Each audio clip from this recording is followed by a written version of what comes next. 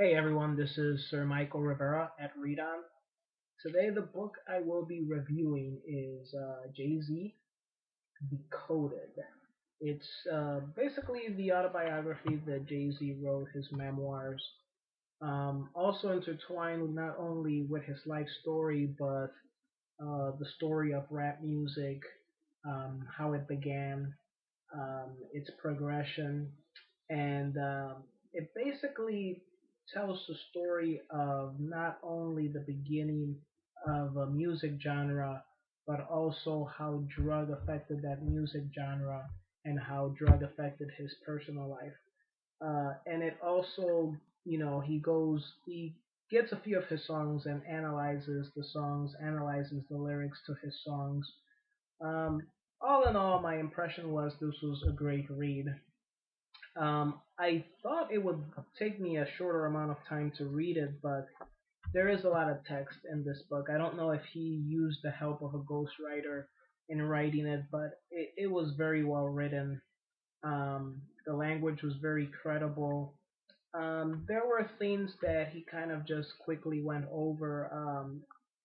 For example, the one, he purportedly he stabbed somebody at a nightclub, and he doesn't really he talks a little bit about that, but really he talks about the broader context of a successful rapper stooping down to the level of a common thug. He doesn't really go into the details of what he did that day or what he didn't do. There's a lot of rumors out there. Also, he addresses the rumors of his being a Satan worshiper, which he says in his song. Well, it's while he's decoding his song Lucifer that he says, loud and clear, he is not a Satan worshiper, and he's just essentially laughing at people who think that he is a Satan worshiper because he does believe in God.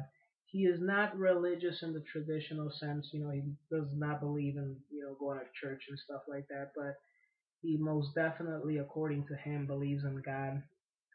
Um, and I didn't really like the part where, he would take a song and start carefully analyzing the song because I felt like, there are some things that are better said and that are better left unsaid, I should say. And I think that most people already understand that he's a clever rapper, so he didn't really need to give us a detailed explanation of what he meant. In a way, it kind of ruins the song a little bit. I want there to be some mystery. You know, um, any great poet, if he writes a great, work of poetry, very rarely will they actually then release a reference or annotated reference or something that really gives an explanation to the poem or to the work of literature because generally they want the audience to they want to open it up to discussion. They want the audience to come up with their own interpretations of what he or she meant. um, but once more, when it comes to memoirs, particularly rap memoirs, I think this is the first rap memoir that I've read.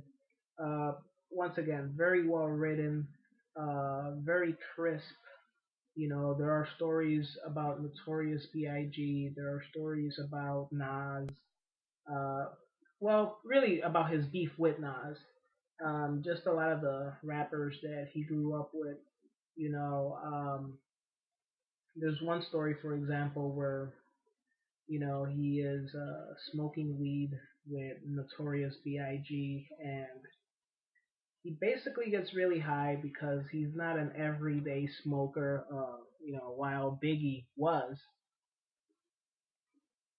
and he becomes, he basically becomes, you know, he starts laughing. He just is laughing all the time. He's just in a daze.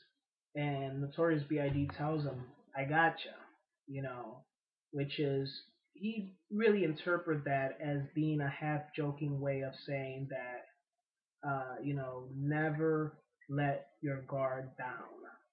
If you don't smoke weed, then don't smoke weed, even if I offered it. But you never, in this industry and in life in general, you never let your guard down.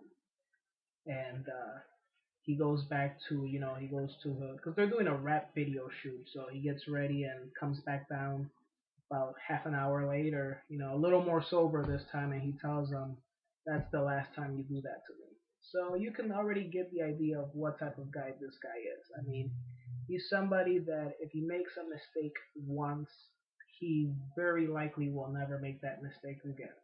And that's probably why he's worth, so many millions of dollars. I mean, Jay Z is a very intelligent, not only rapper, but businessman as well. He really understands the ins and outs of the rap industry. For example, people when people did not want to, market when people did not want to give him and Damon Dash an endorsement deal for wearing their clothes in concerts, because it led to a lot of their fans also wearing the same clothes too. They said, you know what, if you guys are not going to give us an endorsement, even though we're bringing your numbers up, then we will create our own clothing line. And that's what they did. They created Rockaware, and it goes on and on. I mean, Jay Z is a very smart dude. So definitely read Decoded if you get a chance. This is Sir Michael at Read On.